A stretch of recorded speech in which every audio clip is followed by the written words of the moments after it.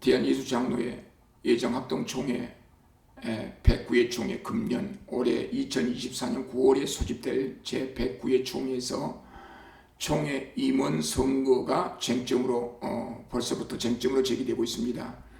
임원 중에 특별히 부총회장 선거에 대한 자격 문제가 벌써부터 논란이 되고 있는데 그 논란의 문제를 잠깐 동안 한번 논평해 보도록 하겠습니다.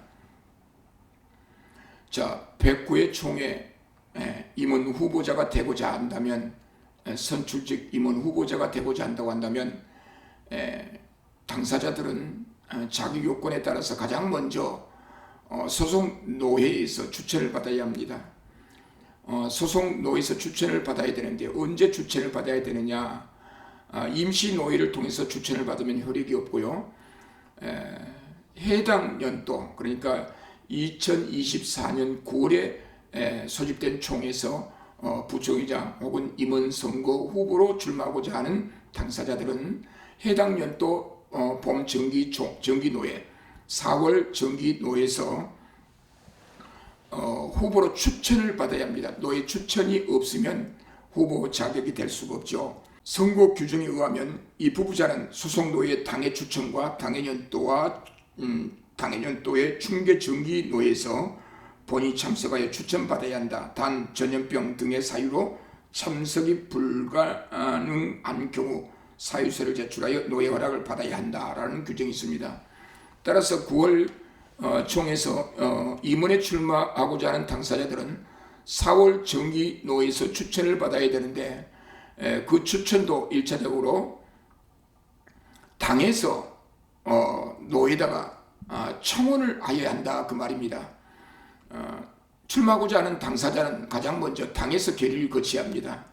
당에서 결의를 하고 나서 노회에다가 우리 담임 목사 아무개 담임 목사를 109회 총회에 임원 가운데 부총회장, 서기 혹은 여러 가지 부서기 각종 직책을 언급하면서 부총회장 후보로 추천합니다. 당의 추천서가 있어야 합니다. 추천에 의해서 추천을 받고 당에는 소속 노회에다가 이제 청원을 해야 되겠죠. 소속 노회는 그 청원서를 받아서 후보 추천을 결의해야 합니다. 그 결의를 할 때 당사자는 반드시 그 결의 당시 정기노회에 출석해야 한다. 그런 규정을 갖고 있습니다. 추천을 받게 되면은 다음 단계는 이제 후보를 등록하게 되는데 추천을 받았다고 해서 곧바로 총회에다가 그 후보 등록을 하는 것이 아니라 등록 기간은 딱 정해져 있습니다. 언제 등록을 해야 되냐면은 선거 규정 제17조에 의하면 모든 선출직은 매년 8월 둘째 주간 후 월요일 10시부터 수요일 17시까지 등록한다라고 규정하고 있습니다. 자, 이 후보자 등록을 하게 되면 어떤 절차가 진행되냐면 선거관리위원회가 심의분과에서 먼저 이 후보자를 대상으로 후보자 자격이 있는지 여부에 대한 자격심사를 하게 됩니다. 자격심사를 할 때에 심사분과위원회에서는 선관위 심사분과위원회에서는 등록된 이 후보자들을 대상으로 적법한 절차에 의해서 추천을 받고 후보 등록을 하였는가, 그 다음에 선거 규정에 따라서 적법한 후보 자격이 있는지 여부에 관해서 심사를 하게 됩니다. 심의분과에서 심사하는 중에 소위 말해서 가장 현재 논란이 되고 있는 선거규정 9조 6항에 모든 선출직은 동일 직책에는 이만 입후보가 가능하다. 단 소급 적용하지 않는다. 이때 심의분과에서는 이 규정, 선거규정 9조 6항에 근거해서 이제 동일 직책, 모든 선출직은 동일 직책에서 이에만 입후보가 가능하는가, 단 소급 적용하지 않는다라고 하는 이 규정에 따라 적법한 후보 등록을 했는가 심사를 하게 됩니다. 그런데 그때 심의분과에서 심사를 할 때 이 선거 규정에 대한 적법성 여부, 저촉되는지 여부를 심사분과위원회에서 철저히 심사를 하게 됩니다. 이때 이 법에 대한 유권해석, 이 법을 어떻게 적용할 것인지 모호할 경우, 논란이 있을 경우 심의분과는 곧바로 그걸 결의하지 않고 전체 선거관리위원회에 내놓고 이 유권 해석을 선거관리위원회에서 해석할 것인가, 아니면 총회 임원회에다가 넘겨서 총회 임원회로 하여금 유권 해석을 할 것인가, 전체 선거관리위원회에서 그걸 결정을 해야 됩니다. 총회 임원회에다가 돌려서 총회 임원회에서 유권 해석을 받아내든지 선거관리위원회에서 유권 해석을 해서 자격 여부를 심사하든지 둘 중에 하나를 결정해야 되는데, 지금 현재 노회에서 추천도 받지 않았고 추천 행위도 이루어지지 않았고 총회에다가 후보 등록을 하지도 않는 상태에서 이 규정에 대한 특정인에 대한 적용 여부, 특정인이 후보로 출마한다는 이야기를 듣고 혹은 출마하고자 하는 자가 아직 추천도 받지 않고 후보 등록도 하지 않는 상태에서 감나라 판나라 이 규정의 적법성 여부, 된다 안 된다, 2회 출마할 수 있는가, 3회 이상 출마할 수 있는가, 규정에 대한 정확한 유권 해석을 벌써부터 지금 논란이 되어서 많은 혼란을 겪고 있는데, 너무나 일찍 이 전선을 확정시켜 버렸습니다.